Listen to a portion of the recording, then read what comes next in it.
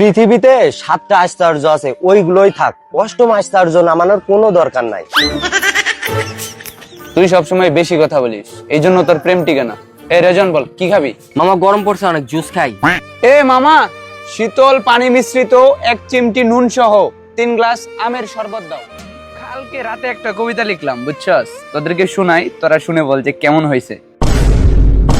কবিতার নাম দিনের শেষ। মামা কবিতাটা এখন না শুনি, খুব গরম লাগতেছে। আরে এটা সেই কবিতাই যেটা শুনলে তোর হৃদয়টা একদম শীতল হয়ে যাবে, বরফের মতো। শুন, ভালো লাগবে। মামা কবিতাটা বাসায় গিয়ে শুনি। হ্যাঁ, আরে সংক্ষিপ্ত একটা কবিতা, শুন, সময় লাগবে না। দিনের শেষ, লিখেছেন কেফায়েতুল্লাহ। কেফায়েতুল্লাহ আবার কি? এইটা আমার ছদ্মনাম। অন্ধকার নামলো নামলো, ধান খেতে কেন আসলাম জানি না, বড়ই গাছে ভূত থাকে মানি না, শ্রাবণের মেঘে আকাশ নেই, বড়ই গাছে বড়ই নেই, কারণ এটা অফ সিজনে লিখছিলাম তো। তারপর তোমাকে দেখার হইল শখ, উড়ে গেল সাদা দুটি কানি বক। তোমারও কি মনে পড়ে যখন তুমি পাক করে বডি দিয়ে পাঙ্কাশ মাছ কাটো? মানে এই বডি দিয়া ওর আম্মা আমার একবার দৌড়ানি দিছিল, বুঝছস? যখন হাসিই পেল, সূর্য ডুবে গেল, অন্ধকার নেমে এলো, শেষ।